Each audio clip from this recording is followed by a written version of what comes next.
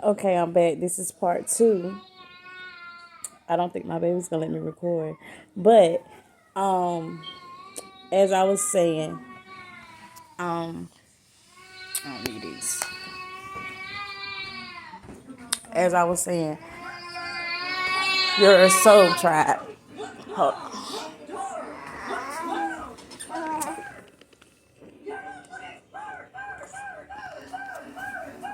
They're watching Bluey, y'all. Pay it no mind. Okay. Okay. So your soul tribe. And once again, what I mean by that is let me cover up. What I mean by that is um it could be a church family, it could be your friends, it could be um family. I mean, it really, like I said, it could be anybody that can help build your own spiritual relationship with God, okay? People that are like-minded, people that are in agreement with you, some people that you are equally yoked to, okay? It ain't even got to be a lot of people. It could just be one person. It could be your spouse. It could be your children. It does not matter. It's your soul tribe, okay? And what I'm saying by this is you have a lot of preachers, ministers, prophets, bishops that don't really understand the difference between religion and spirituality. Okay, and that's no offense to anyone. It's just a simple fact that it really makes a difference. You have to know who you are reaching out for help to. You got to understand and know spirit by the spirit, okay? Knowing the spirit by the spirit has nothing to do with if you can quote the Bible, how how much you pray, uh how often you go to church. It has nothing to do with that, okay? It's just simply knowing God for yourself. I don't know why every time I start speaking of stuff, my throat start acting up. That's my throat chakra, y'all. But this is the thing, and this is what I'm trying to make a point about. Giving your life back to God is going to piss your demons off. And when I mean by demons, I mean far as things that you're addicted to that's hindering your relationship with God. Karmics, such as people that keep you in a low vibration, which also interferes with your relationship with God. Because having a relationship with God means you have to have a high vibration to even understand that spirit. Okay? You have to understand who God is. Okay? God will send people your way. Um, my best thing that I have picked up on my spiritual journey when I first began, probably like 2-3 years ago, was praying. Um, I used to want people to pray for me, pray for me, pray for me, pray for me, and it wasn't that I didn't know how to pray for myself. It wasn't that I just felt like they're closer to God than I am. Let me go to them, right? And I was turned down. I've had somebody that's actually family. When I asked for them to pray for me, they said God ain't told me to do that. And maybe God didn't place that on their heart. But after that, I strayed away from the church completely.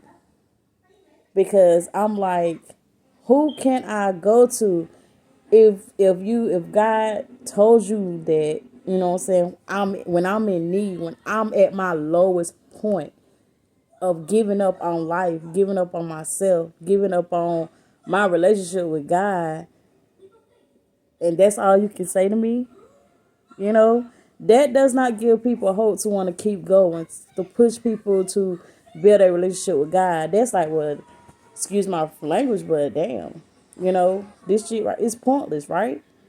And it's not. And it took me years to really understand that nobody can help you with your relationship with God or being saved and devoting yourself back to God, but you. It has nothing to do with nobody else, right? And another thing is learning to really pray for myself and build that connection with God has helped me understand that a lot of us was waiting for people that was battling their own demons, that was ready to attach themselves to something new to pray for us. I'm pretty sure a lot of us, well, a lot of y'all, because like I said, I experienced it, but I'm pretty sure a lot of others have experienced where they're already battling their own demons, right? And then maybe somebody prayed for you. Maybe somebody, oh, I'm keep you in my prayers. And then the next thing you know, you got a whole nother addiction you ain't even know you had. That's because it wasn't your addiction. Let me tell you something. Shaking hands with people is also a covenant, baby. Let me tell you something. Your hands are powerful. Okay? And I've done a video on this too. Your hands are powerful. Your feet is powerful. Your mouth is powerful. Okay? Your eyes are powerful. Your mind is powerful. And when you touch in accordance with other people and they're praying, you have to understand if your flesh is weak in the spirit, whatever attachments that they have that is not of God can easily transfer to you. Okay? That's how generational curses are begun. That's how spiritual attacks happen. You know what I'm saying? And half of the time, it's done on purpose. Yes, it's done on purpose. Okay? I'm not saying that's in the church. That's everywhere. Witchcraft, black magic, voodoo, whatever you want to call it. It's done everywhere and can be done by anybody. It don't matter what culture you're from. It don't matter what religion you believe in. It don't matter what God you believe in. It is real. And people seeing spirits to attack other people, especially when they trying to get rid of them. Okay? So you really have to understand that. So I'm going to put it like this. Pray. You know what I'm saying? If your gut is telling you to wait, find somebody else that can help you with your spiritual journey far as beginning it by speaking with you about God, about, you know what I'm saying, just helping you, you know what I'm saying, spiritually helping you and genuinely helping you. They're not scared. Find somebody that's not scared to go toe to toe with people, to have your back. Okay? Because a lot of the churchgoers, and like I said, it doesn't matter what culture or what religious background they're from, they're not really built for that type of spirituality. Okay? They're not really built to help fight spirits. They're scared. They have fear of that. You know what I'm saying? And that's not to put nobody down, but depending on what your demons is, a lot of people cannot handle that. So when I say finding your soul tribe, you really find somebody that understands that this is going to be a hard journey for you. Find somebody that understands that there are going to be moments where you're going to want to quit. There are going to be moments where you want to give up. Feel like it's not worth it. And that's the enemy playing with your mindset. But having that soul tribe stand behind you and really push you and help you understand that this is what you're going to battle with. This is what you need to understand. Knowing the spirit by the spirit. It's going to come in many shapes, sizes, forms, family, friends. It's going to be a lonely journey because a lot of our demons are attached to us because of who we are attached to physically. Okay? It's physical. Some of it is physical. Some of it is things that we may have been born into because of who our parents was or who our parents allowed to be around us growing up. All of that, okay? All of that has some type of spiritual attachment, and it is up for to us that want to build our relationship with God, that want to devote our body, mind, and spirit back to Him, and give it back to Him, and be genuine about it, and really, really dig deep and build that connection back with God. You have to understand that.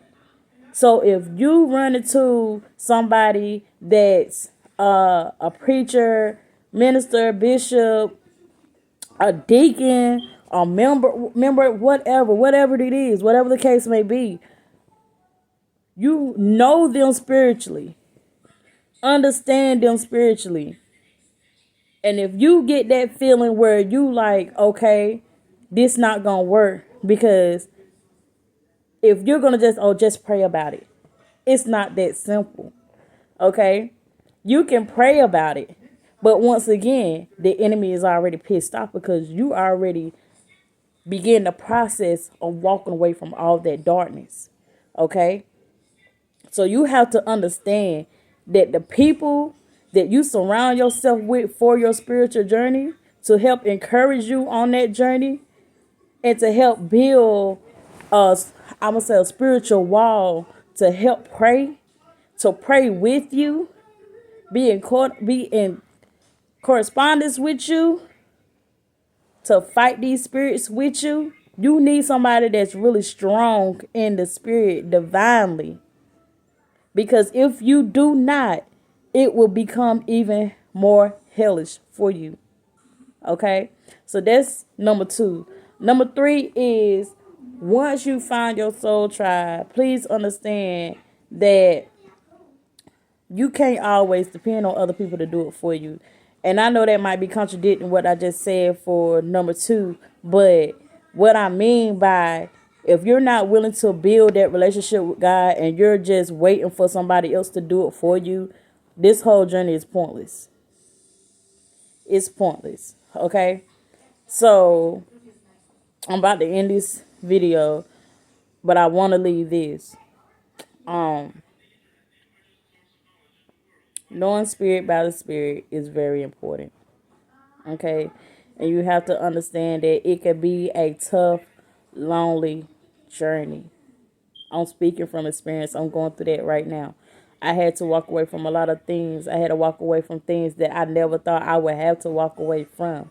People that I thought I was in cahoots with, and people that I thought was really on this, you know what I'm saying, that would actually stand by me and take this walk with a faith with me, and that we was, you know what I'm saying, and on one accord with each other, was not. You have to understand that there will be people that are spiritual, and it could be genuine.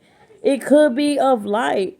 But you have to understand there's also people that out here that don't want you to surpass them. And they will cause hindrance in your spiritual journey. And because you're still a baby in Christ, you wouldn't even be able to really recognize it till further on. Okay? So, yes. Know who's praying for you. When you get saved and baptized, let it be somebody that can easily counsel you. Let it be somebody that won't look at you crazy when you start experiencing the battles that you have to spiritually fight. And some physical, mentally, and emotionally. Okay? If find people that understand your background. Okay? That's one thing I would say. Find somebody that understands your background. Because a lot of the ministers and preachers out here ain't really been through what a lot of people been through. Okay? And then, like I said, it's no offense. That's not to throw stones at nobody. But it does help when you can run into somebody that can help you on your spiritual journey and become a soul tribe with you. That can be like, I understand. I was this person once, you know, and God delivered me from this. I know this is what you're going to go through. This is what you're going to deal with. It makes a difference.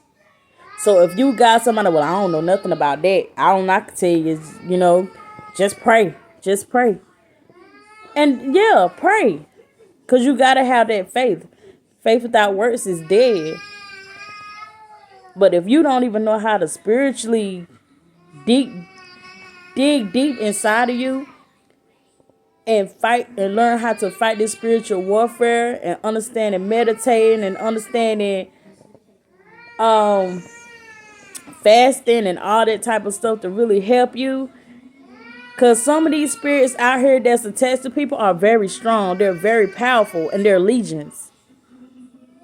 So it's very important that whoever you go to be a part of that soul tribe to help you on your spiritual journey, you have to make sure they understand and have that faith strength. Okay? That help you along your journey. Won't turn their back on you once they get scared. You know what I'm saying?